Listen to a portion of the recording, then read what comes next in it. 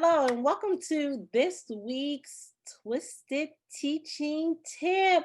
I am so excited this week with what I have to share for you guys. But before we jump into it, if you are liking the content that you are getting each week from the Twisted Teaching team, go ahead and make sure that you hit that subscribe button and you turn on that bell so that way you can get notifications when we drop our videos every week.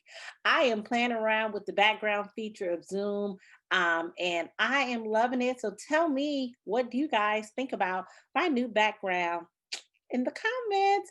Okay, so this week we are talking about energy buckets, okay, and helping our students find their superpower. We all have a superpower.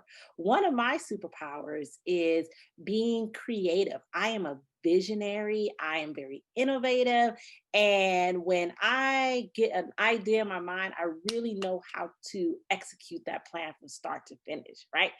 Our students, we have an important task of helping our students discover what their superpower is. And so, with this activity I'm going to show you guys this week, I'm going to show you how to use energy buckets in your classroom, A, to kind of tap into some of that social emotional learning, and B, help your students discover what their superpower is, not only inside our classrooms, but outside our classrooms.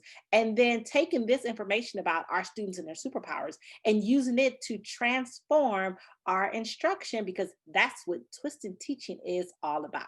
So I'm gonna go ahead and share my screen with you so that way we can pull up the energy bucket activity, which this will be for, you have access to this activity in the comment section.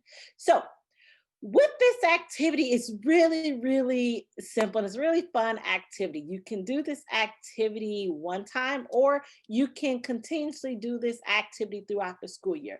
I love using this activity as a way to check in with my students, right? Because right now we all could use someone to just kind of check in with us. And so this activity with the energy bucket focuses on is, and it's off of the research of Angela Duckworth, and just helping students discover their passion. Right now, students are in that phase where they kind of have some idea about what they want to do, what their interests are, and how they can use their interests in the future.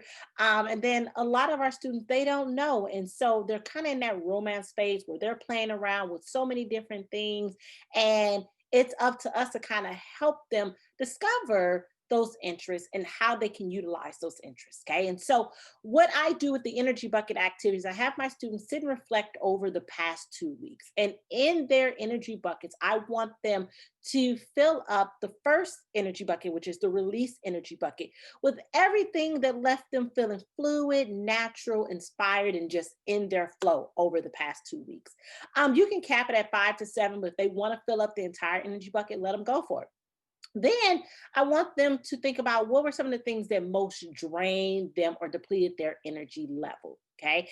And so one of the things what we do is when students fill up those energy buckets, they fill up what was the things that helped them release the stress, whether it was making a TikTok video, playing with their friends, going outside for a walk, playing their favorite sport, eating their favorite food.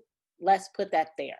Then what drained their energy? Was it doing homework? Was it just being at home and being isolated from other people? Was it going to school? And so the goal of this activity is to, now that we see what fills our students up and what depletes their energy, how can we use what fills them up to help them find their interest and what they can do, what fills them up.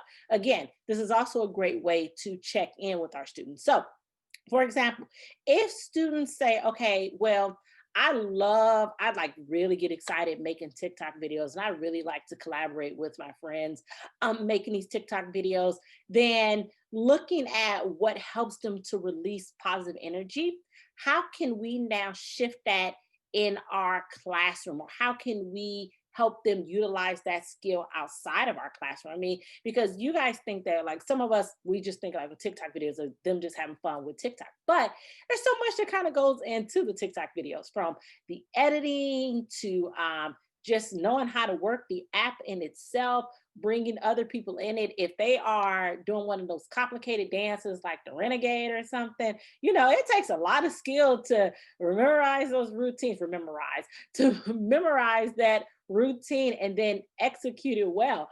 My son, he's 7 and he loves watching the TikTok hack videos. So, like, even within that, just looking at what they love about TikTok. Okay, now how can we help you do something with that? Being an influencer is a big thing right now. And so even saying, okay, well, you love TikTok, how can I use it to help you like grow as a social media influencer? TikTok is a great way to help them articulate their thoughts and share ideas. And so how can we use that in our classrooms? How can we use what's in their energy buckets to then transform our instruction? So if they like collaborating, they like working with other people, well, then we need to provide that space to collaborate and work with other people. If they like sharing information on TikTok, and why am I talking about TikTok? Because TikTok is a big thing for younger and older school age children. And so if they like sharing information on TikTok, how can we provide them a safe space on TikTok, or how can we provide them a safe space on Instagram or Twitter to connect, have conversations, have dialogue, and share information? And then when we look at what drains our students, that's where really both of these are social emotional, but what drains them, this is where we really get that opportunity to kind of step in, connect, and help our students navigate and troubleshoot and just really get in the trenches with them and problem solve. How can we take what drains them and push it over to what helps them release energy? So like one of the things that I noticed when I did my energy buckets was one of the things that helped release energy for me was exercising and running around with the kids. And then one of the things that drained my energy was cleaning the house. And so, how could I exercise while cleaning and playing with my kids and then make it a big family activity? If students like to collaborate with their peers using TikTok, but it drains them to do homework. How can we help them find that common ground between doing homework and TikTok by doing homework on TikTok or tutoring via TikTok?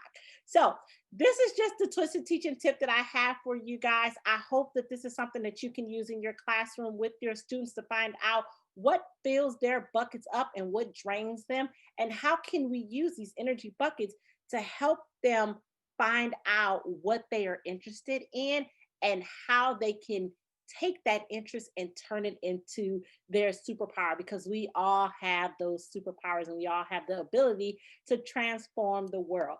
So I hope that you enjoyed this twisted teaching tip for the week. And again, if you're liking the content in the video, make sure that you hit that good old subscribe button and you turn on those notifications so that Wednesday you can get that bing that Twisted Teaching has just released something new. So this is what I have for you today, and I will see you next week. Deuces.